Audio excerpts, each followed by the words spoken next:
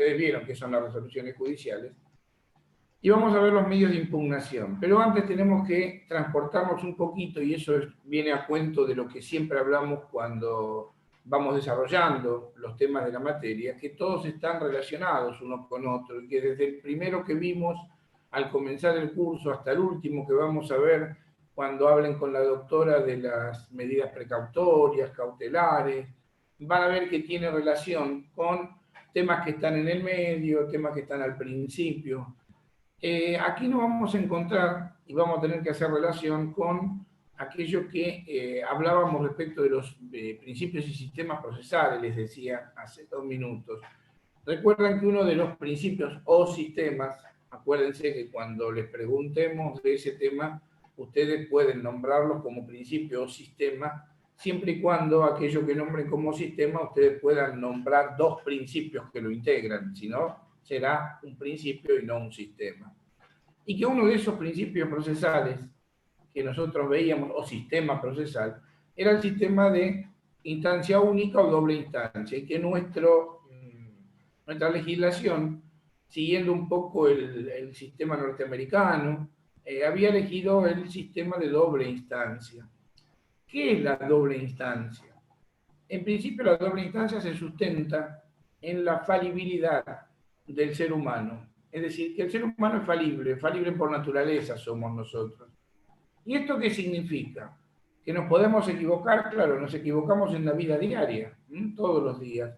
Pero cuando hablamos ya de una organización como la justicia, como la administración de justicia, a cargo del Estado para resolver conflictos, con el monopolio de esa resolución de conflictos, ya es más grave el tema que solo un juez o solo una instancia resuelvan y no haya posibilidad de someter a través de una impugnación, a través de una queja, de un recurso, de una situación que le planteemos a ese juez que no estamos de acuerdo con lo que ha resuelto, sería muy grave, digo, que solamente él decida y ahí quede cerrado el tema y que no tengamos ninguna posibilidad.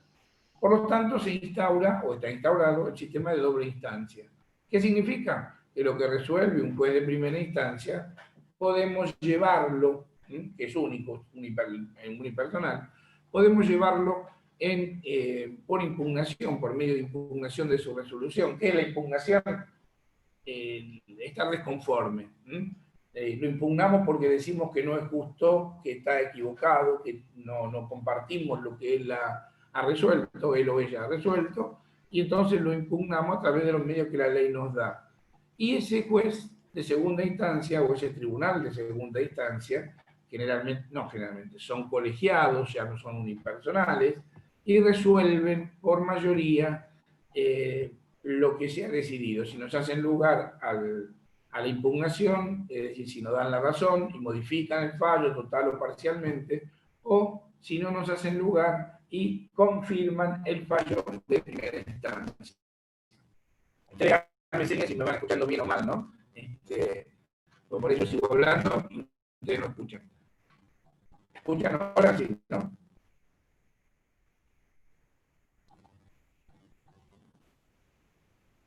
No podía reactivar mi audio. Hasta recién que preguntaste se escuchó perfecto. Cuando empezaste a preguntar, no pregunto más. ahí dejó de escucharse. Así que ahora sigamos, dejé de grabar y ahora voy a volver a seguir la grabación. Dale on, dale on.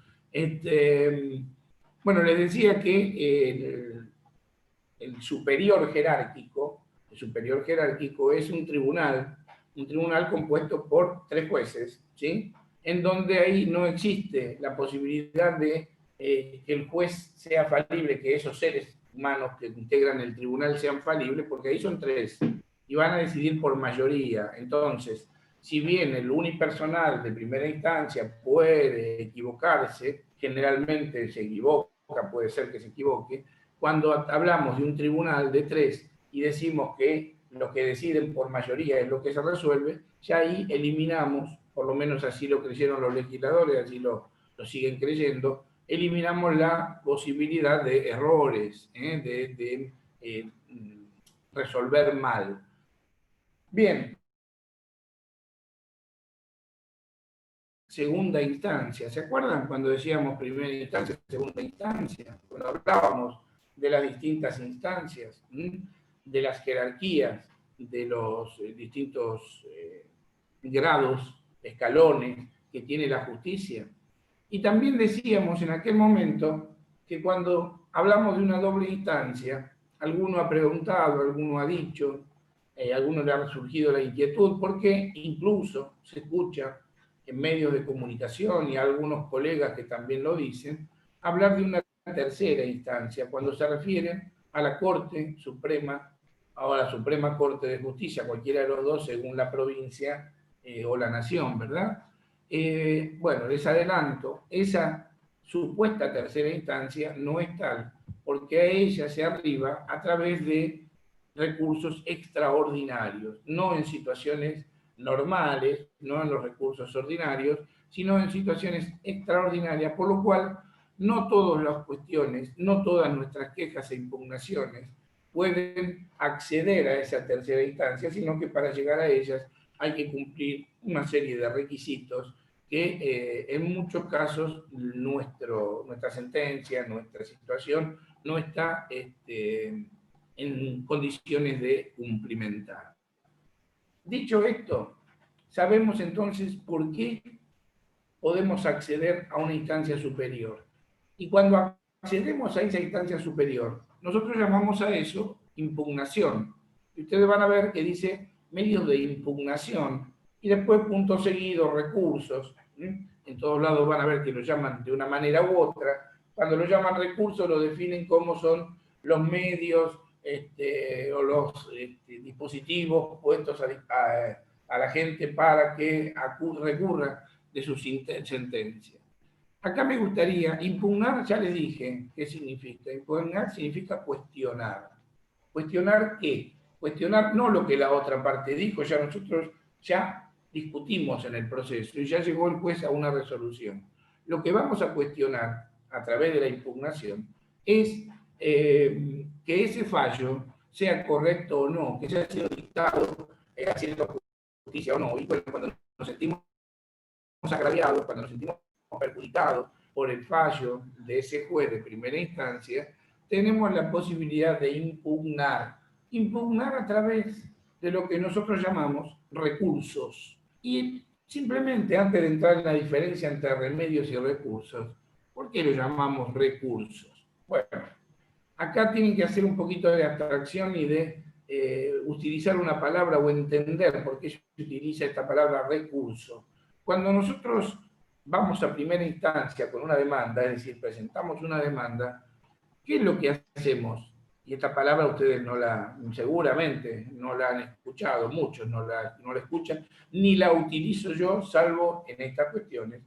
Lo que estamos haciendo es ocurriendo, accediendo al juez, a la justicia, a primera instancia. Por eso decimos ocurrir. Ocurrir es llegar hasta ahí, tratar de entrar en ese lugar, acceder a eso, que es la justicia, ni más ni menos que la justicia. Cuando lo hicimos y el juez de primera instancia llevó adelante el proceso junto con las partes, con todos aquellos que intervienen, y dicta su resolución, si tenemos que impugnarla, si tenemos que cuestionarla, si tenemos que recurrirla, lo que estamos haciendo nosotros es recurrir, es decir, volver a ocurrir, volver a ir ante otra, ahora ante otra instancia de la justicia, para que lo que no nos resolvió de una manera satisfactoria el juez que estuvo entendiendo, lo pueda hacer ahora el juez o los jueces, el tribunal, al que podemos llegar. Por eso se llaman recursos, porque recurrimos, volvemos a ocurrir ante la justicia, ante el tribunal que corresponda, para que ese otro tribunal nos resuelva, nos arregle algo que está mal, algo que nosotros nos sentimos que nos ha perjudicado, nos causa daño, nos causa un perjuicio, un gravamen irreparable, como diremos luego en el recurso de apelación. Creo que está claro esa parte. Si está clara esa parte, vemos el concepto ahí de recursos. Entonces, Dice, se denomina recurso a los dispositivos procesales mediante los cuales las partes pueden impugnar, paréntesis, cuestionar, las resoluciones judiciales. No es más ni menos que lo que venimos desarrollando desde que les dije buenos días y volví a empezar por fallas en el sistema. Entonces, tener muy en claro que un recurso, primero, la interposición, ese recurso que interponemos es, como todo lo que pasa en el proceso, un acto procesal. ¿Sí? Ahora, ¿nosotros cómo lo llamamos acá? Lo llamamos que es un dispositivo, es una herramienta procesal y que nos permite cuestionar aquella resolución del juez que no nos resulta justa. Y cuidado, el cuestionamiento a lo que el juez dice no solamente se da a la sentencia definitiva, ¿sí? Sino que el cuestionamiento podemos darlo a distintos tipos de resoluciones que ustedes vieron con la doctora Miglio, que puede dictar el juez durante el transcurso del proceso. Seguramente, cuando se trate de algún caso en particular, interpondremos algún tipo de recurso que nos va a permitir la ley, pero no todos, seguramente, ¿sí? Y con características distintas. Por lo tanto, toda aquella resolución que el juez disponga puede ser por nosotros impugnada, cuestionada, pedirle al juez, a ese juez, que la modifique, total, parcialmente, ¿sí?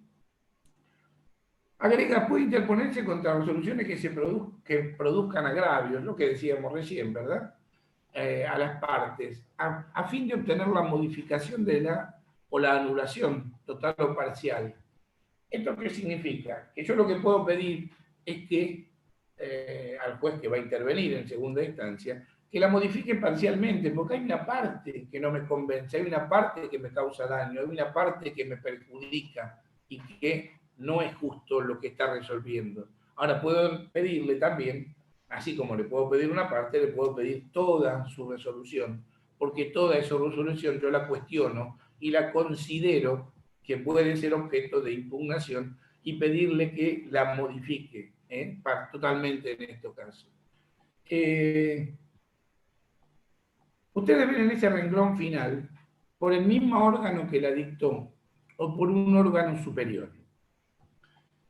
¿Por qué yo no les dije por el mismo órgano que la dictó o por un órgano superior? Por un órgano superior sí les dije, obviamente. ¿Por qué no les dije por el mismo órgano que la dictó? Porque cuando hablamos de resoluciones que pueden modificarse a través de impugnaciones por el mismo órgano que la dictó, no estamos hablando de recursos, sino que la doctrina dice que en la mayoría de la doctrina, ustedes saben que la doctrina se pelea y que no hay unanimidad muchas veces, ¿no es cierto? No tienen unanimidad.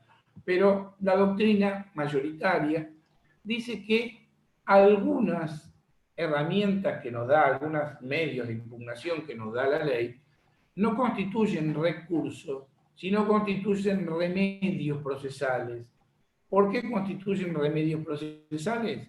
Porque en realidad no estamos volviendo a ocurrir con esos remedios que estamos interponiendo, con esas impugnaciones, volviendo a ocurrir ante otro órgano superior, sino que le estamos pidiendo al mismo órgano, al mismo juez que dictó la resolución que nos causa perjuicio, le estamos pidiendo a él que solucione, que modifique total o parcialmente esa resolución.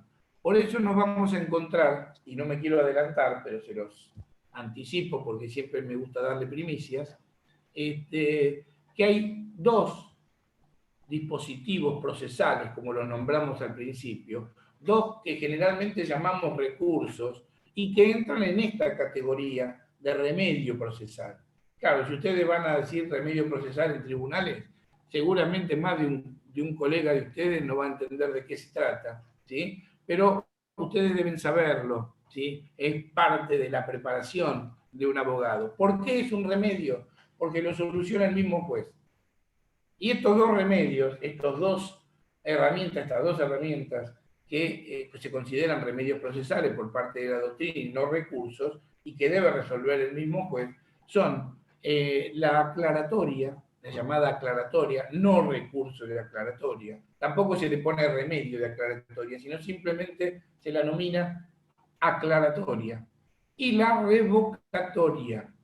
Son dos herramientas, dos formas que tenemos de modificar alguna resolución que haya dictado el juez, pero que la modifique el mismo juez que la dictó. ¿Sí? Por eso decimos que es remedio procesal. Y después vamos a ver en uno de estos, el segundo, si, no me quiero adelantar demasiado, pero por la duda, dice la ley, que el juez no le haga lugar a esa revocatoria porque insiste en su resolución anterior, se va a tener que interponer esa revocatoria conjuntamente con una apelación en subsidio, que ese sí es un recurso, para que si el juez, el mismo juez que dictó la resolución, no nos resuelve favorablemente, directamente esa causa pase al superior jerárquico para que la trate él. La clasificación de estos recursos, yo les decía a ustedes que tenemos recursos ordinarios y recursos extraordinarios, ¿verdad? Pero que esos recursos extraordinarios y a donde acudimos con esos recursos extraordinarios no constituye una doble instancia, o una tercera instancia. Cuando hablamos de recursos ordinarios, eso sí, vamos a una doble instancia. Esos recursos ordinarios, el grado de conocimiento que tiene atribuido el órgano que interviene en el recurso resulta amplio. Es decir, el juez, el tribunal que va a resolver, tiene un grado de conocimiento absoluto, amplio, sobre todo aquello que ha sido planteado o impugnado por las partes. ¿Y para qué sirven estos recursos? Para subsanar errores en el procedimiento. Se llama, van a verlo en los libros, en el libro de la autora, en algunos apuntes que hayan visto, resúmenes que nosotros les hemos subido. Se llama error improcedendo. Esto significa ni más ni menos que error en el procedimiento. Algún error que haya cometido el juez en el procedimiento que haya llevado a un cuestionamiento posterior cuando dicta su resolución. Y errores en el fondo, es decir, que en estos ordinarios, en estos procesos ordinarios, recursos ordinarios, la solución que se busca son aquellos errores improcedendo en el procedimiento e injudicando. Fíjense que son las pocas palabras que sé en latín, ¿no? Injudicando, es decir, en la resolución final, en el concepto final del juez. Errores de fondo del juez. Ahí están los recursos ordinarios. Mientras que los extraordinarios son recursos excepcionales. Son recursos en donde intervienen órganos superiores, por supuesto, de la justicia, del Estado, ¿no es cierto?, pero de la justicia, que es la Corte Suprema o las Supremas Cortes Provinciales. En estos casos no es tercera instancia. ¿Por qué? Porque a ellos se accede a estos tribunales superiores que son cabeza del sistema judicial, del poder judicial, de la función judicial de cada uno de los estados, el nacional y los provinciales. ¿Sí? Se accede por estos recursos extraordinarios por cuestiones puntualmente establecidas, en algunos casos por la Constitución Nacional y luego llevados a la ley, por la legislación también, para que puedan resolverse en esa instancia superior. Nosotros ahora tenemos, en esta época, tenemos constante acudir, ¿sí? No recurrir, acudir a la Corte Suprema de Justicia de la Nación. Ustedes escucharán las noticias, verán, y a veces son intervenciones que no siguen los procedimientos normales de llevar todo un procedimiento de primera instancia, segunda instancia, y si da para eso, si cumple las disposiciones legales, pasarlo a la Corte Suprema o la Suprema Corte. Esto habrán escuchado el per saltum, precisamente en eso consiste el per saltum, en llevar una cuestión que debería seguir todo un procedimiento previo antes de eventualmente llegar a la Corte, llevarlo directamente a que lo resuelva la Corte por cuestiones que hacen al interés público, ¿no es cierto?, que tienen una trascendencia mayor. ¿Sí? Pasamos a la otra, para hablar de los recursos. Gracias. ¿Estás aburrida, Mariana?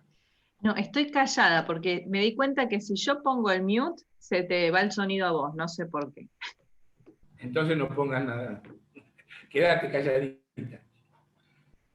Bueno, hablábamos de recursos ordinarios y recursos extraordinarios. Yo les adelanté algunos que llamamos recursos, mal llamados recursos, que son la aclaratoria y la revocatoria. ¿Cuándo procede la aclaratoria? Mire, es tan fácil de recordar para ustedes, va a ser tan fácil para recordar en un examen, que por eso no le vamos a preguntar esos temas, porque es demasiado fácil. Pero sepan, mire, ahí dice, procede contra las decisiones judiciales que contengan errores materiales, sean numéricos, conceptos oscuros, omisiones involuntarias, etc. Se articula, dice ahí, se presenta, se pide ante el mismo juez que dictó la resolución, quien será el encargado de corregir o aclarar los conceptos oscuros. ¿Qué es esto de los conceptos oscuros? Fíjense que abajo hay un llamadito, ¿no? Que es lo que les estuve diciendo antes. Yo no me voy acordando del Power, pero fíjense que hay un asterisco y abajo dice, la doctrina sostiene que se llama remedios procesales, que es lo que ya les he tratado de explicar. Pero volvamos a la aclaratoria. Imagínense ustedes que en una resolución se comete un error numérico, es decir, que se pone un número de documento o un importe en donde se equivocan en el número. En vez de poner que me hace lugar y me concede y obliga a la otra parte al pago de 1.000.000 de pesos, me pone 10.000 pesos. Y me vuelvo loco porque, ¿sí? Entonces, ¿qué es lo que...? Pero todo llevaba a que ponga 1.000.000 de pesos. Eso hace ver de todos los considerandos de que ponen en el fallo, que a lo que apuntaba era al 1.000.000 de pesos que yo había pedido, ¿cierto? En la demanda, por ejemplo. Ahora, pone 10.000 pesos. ¿Qué tengo que hacer yo? ¿Ir a la Cámara para pedirle que vea, impugnarle? No. Le pido simplemente al juez una aclaratoria, un simple escrito de aclaratoria. Es interponer un remedio. Señor, remédieme este problema. Arrégleme este problema. ¿Por qué? Porque se equivocó. Mire, me puso 10.000 y en realidad lo que me tienen que pagar, por lo que dice usted, por lo que resuelve usted, es 1.000.000 de pesos. Cuando el juez advierte eso, rápidamente acá no existe, pero de una manera sin necesitar ninguna otra participación, ni siquiera darle intervención a la otra parte, porque es un error que surge simplemente de la lectura del fallo, de la resolución del juez. Cambia, aclara en un complemento de esa sentencia, poniendo que cuando se dijo 10.000 pesos debió decirse bla, bla, bla, y arregla esa situación. Lo aclara. Lo mismo pasa con nombres. A veces es absolutamente necesario poner los nombres completos de las personas, si tienen doble apellido, y se cometen errores. Se cometen errores al tipear, ¿no es cierto? No son errores generalmente del juez, son errores generalmente del que tipea la resolución, en que se equivocó, omitió poner un nombre, poner un número, a ese número llevarlo a cabo como corresponde.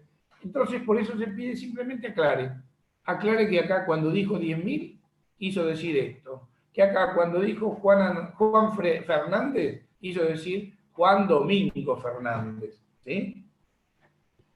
¿Está claro? Algunos si tienen que preguntarme, bueno, después vamos a tener la oportunidad de preguntar también, pero me pueden interrumpir. La revocatoria, el segundo, tampoco, este es más común que se lo llame recurso, a la revocatoria, pero no es un recurso, porque ¿ante quién se interpone? Ante el mismo juez que dictó la resolución que estamos pidiendo revocatoria. ¿Y qué le estamos pidiendo con la revocatoria? Que modifique total o parcialmente, por contrario imperio, ¿sí? Porque él se da cuenta de que hay un error que yo le estoy manifestando, que modifique por contrario imperio la resolución que haya dictado. Dice acá, permite a los litigantes, a las partes, ¿no es cierto?, que ataquen las providencias simples que causen gravamen para que el mismo juez que dictó la resolución cuestionada la revoque por contrario imperio, miren, el mismo término que hice yo, también se lo denomina recurso de reposición o reposición simplemente. ¿Qué Bueno, significa esto? disculpe la Sí, interrupción, pero se le va a cortar en el medio de la frase. Si no, si les parece, reconectamos nuevamente rápidamente y seguimos. un placer para mí. Reconectemos. Muy bien.